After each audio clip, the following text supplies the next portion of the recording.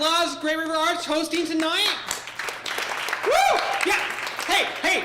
Who here likes America? Woo, come on. Let's hear for America. All right. Put your hands together. Round of applause. If you enjoy showing your enjoyment or approval, viewing, be clapping your hands. All right. Very nice, everyone. So my wife and I, we had a baby in December. In fact, my son was... Yeah, go ahead, clap that up, yeah, thank you. Our working genitals, they really appreciate your applause. Thank you. I appreciate it. My penis just loves that. Thank you very much. They say very seriously, no. They say that having children really changes you. And it's true because I used to be Chinese, but really the biggest change in my life is that now at my house, there's this tiny, crying, screaming thing because postpartum depression has hit my wife very, very hard. Being a parent, a lot of my life now revolves around kid butts, which gives me a lot more in common with pedophiles than I ever thought I would have. Like this summer, I was potty training my 3-year-old daughter, and that's just an adventure, right? Because we have a lot of conversations in and about the bathroom. Dad, I can't go potty unless I sing the song I wrote. Oh, okay, honey, go ahead, sing your song. Poop, poop, come out my butt. Poop, poop, come out my butt. I think it's a top 40 hit in the making. Dad, yeah? Dad, do you like to poop? Dad, I like to poop. I really like to poop, Dad. Oh, okay. Hey, Dad. And this one is in the restaurant, and it's quite loud. Dad, when I eat food, the food goes in my mouth, and it goes through my tummy, and it comes out my butt as poop. She's so clever. My 2-year-old, though, she's not quite ready to potty train yet. The other night, I was giving her a bath, and she looks at me and goes, Daddy. I said, yeah, honey. Poop butt! Thanks for that, honey. Quick question. How many popes does it take to screw in a light bulb? There's just one pope according to Catholic canon law, folks. It's just one. I want to tell you that I don't trust anyone whose name starts with a vowel. It's like there's 21 letters in the alphabet that are consonants, and you had to have a name that didn't have one to begin with? Well, what's up with you? Why are you high maintenance? Jeez. Hey guys, folks, have you noticed men and women are really different? They're really different, right? It's like men have an XY chromosome pair, and women only have a double X chromosome pair. What is up with that? Am I right, guys? Yeah, women, huh? That's so wacky. This past summer, I was looking for a new job. Job interviews are really weird. So, tell me, where do you see yourself in 5 years? In 5 years' time, I will ascend the black throne, crushing my enemies beneath me, and drinking the tears of their widows and orphans as my wine. Oh, you've got ambition. Very nice, very nice. Well, tell me, what is your greatest weakness? Seafood. I'm allergic to seafood. If they should weaponize a fish, I will be powerless. Well, what are 5 words your coworkers would use to describe you? The entropy of humanity's soul. All right, well, one last question for you today, Patrick. Could you tell me, why are you dressed up as Batman? Well, they tell me that you should dress up for the job you want, not the job you have. Thank you. I did get a job though eventually, and now I work in marketing. I am mostly a graphic designer, but I do get to use my master's degree in English every now and again. Hey, you need another period here. Oh, you missed some commas. My coworker's like, oh, you're such a punctuation Nazi. And I'm like, oh yeah, well you're like the opposite. You're like a punctuation Jew? I don't know what the opposite of a Nazi is. It's just a guess. I did go to Starbucks for the first time recently. I know what you're thinking. I'm in my 30s and I've never gone to Starbucks. But in my defense, I don't like coffee. But I really like free Wi-Fi. But I hate hipsters. But I hated hipsters before it was cool. But I'm at Starbucks and I go to use the restroom. And in the restroom, there's a sign, the usual sign, you know, all employees must wash their hands. And I'm okay with that sign, but what bothers me is the sign that's hanging right below it, which is a very involved diagram about how one washes their hands. Who is Starbucks hiring that they have to give them instructions about how to wash their hands? Don't you think this is maybe something they could, you know, sift through in an interview process? So tell me, do you know how to make weird coffee and wash your hands? Well, I could make you some weird coffee and wash my hands. Oh, geez, what am I, rocket scientist? God. Well, I guess we'll figure it out. We'll make it work. Don't worry. But we were at work talking about Starbucks, and we were talking about like how they do the holiday flavors. You know, they had like pumpkin spice in the fall, candy cane comes in the holidays, and you know we'll have Shamrock Shakes from McDonald's. It comes St. Patrick's Day, and I was like, you know, for Easter, you know what they should do? They should do the body and blood of our Lord and Savior Jesus Christ, or as the Catholics call it, Eucharist. But you know, no one really went for that. I feel a little sad about that.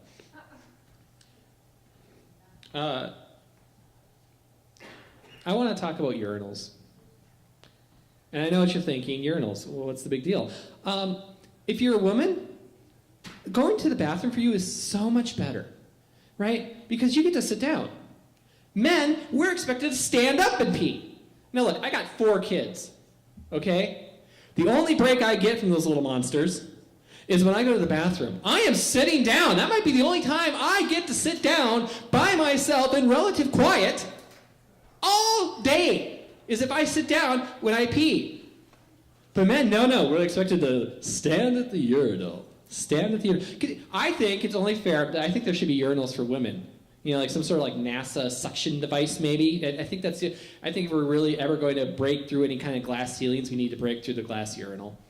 But the worst urinal, and I think you're all with me on this, guys, the worst urinal there is the trough urinal, like when you go to a stadium or a nightclub or something. It's, women, if you don't know about this, there's literally just a long trough like you would use to feed animals, and then men cram in next to each other. There's no dividers, nothing. It's just a long metal tube that everyone pees in. And so if there's like even a little space, some jerk is going to come in just right next to you. I don't want that when I pee. I do not want some drunk, overweight, fat, disgusting slob to come and wedge in next to me. I got a shy bladder. What can I say? I had trouble under those circumstances. I honestly believe that trough urinals are really the true reason that Bruce Jenner is now Caitlyn Jenner. If I could be serious for a moment. You know, a lot of comedians out there have been doing rape jokes. And I want to take a stand right now. And I want to say that the time for rape jokes is over. It's probably now time for the abortion jokes, possibly miscarriage jokes. I don't know if you've noticed this, but I'm wearing an Apple Watch. That's right, Apple Watch right here. Ordered it the day it came out. And I got to tell you, these Apple Watches, they're amazing. They are absolutely amazing. Besides telling me the time, they tell you that I'm an insufferable douche. It's election season. Anyone into the politics? Politics, we had the Iowa caucus just this week. I want to say, I'm not going to talk about any of the candidates or anything, but I just want to say that personally, I am really going to miss Joe Biden when he's no longer vice president. I'm going to miss him so much. Because if you ever look at Joe Biden, he's like the presidential emoji. Whatever Barack Obama is saying, if you look at Joe Biden, he'll have an expression on his face that will tell you exactly what you should be feeling about what the president is saying. Today, Supreme Court said that same-sex marriage bans are unconstitutional. Terrible tragedy as we have yet another mass shooting in our country. Sasha, Malia, you are grounded. Everyone, we're going to be having pizza for lunch, my treat. And I'm getting extra anchovies. I'm going to miss Joe Biden. Going to miss him. Did you guys ever watch the Star Trek? Anyone here ever watch like the original Star Trek? Because the reason I ask is a lot of comedians, doing the Spock. Yeah, he's dead now. A lot of comedians, they would always do the William Shatner impressions as Captain Kirk. They do the Shatner. Well, okay, if you're my age, maybe younger, we didn't watch really the original Star Trek growing up, right? We watched Next Generation Star Trek with Patric Stewart. So I, as a comedian, feel I need to keep the tradition on and do Patric Stewart impressions. See, Patric Stewart, for those of you who don't know, besides being Professor Xavier in the original X-Men movies and just being Ian McKellen's best friend, he's a Shakespearean actor. And so they get the Shakespearean actor to captain the Starship Enterprise. And I have to imagine, he goes and he's meeting everyone, and he's probably got like a lot of stories to tell from those times. Yes, I remember when we met everyone, and I said, oh, there's a Will Wheaton, young chap, nice Will Wheaton. And I said, Will, come, stand by me. And everyone in the room laughed. And I said, well, why is everyone laughing? And it turns out this Will Wheaton had been in had some small role in like an independent American film of the same name. I never heard of it. It's the strangest thing. The nice thing about Star Trek, is we had so many wonderful guest stars. For instance, Whoopi Goldberg was a big fan, and so she had a recurring role. And I remember the one time I was with Whoopi, and she invited me into her dressing room, and I went in, and she showed me her penis. The other actors on Star Trek were also quite accomplished. For instance, LeVar Burton. He hosted his own show on PBS known as Reading Rainbow. And I was really impressed by that because he was an American black man who could read. Yeah, Patrick Stewart, racist. Huge racist.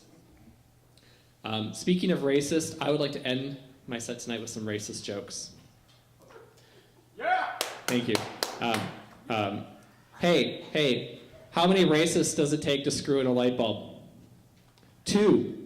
One to screw in the light bulb, and another one to shoot the unarmed black man as he's walking away peacefully. Okay, racist joke, ready? What do you get if you cross a racist and a minority? An oppressed minority! All right. Why did the racists cross the road? Because there was a bunch of minority teenagers wearing hoodies coming towards him on that side of the street, and he had to get away from them. Okay. Little audience participation, ready? Right? Knock, knock. Who is there? I'm not a racist, but... I'm not a racist, but who?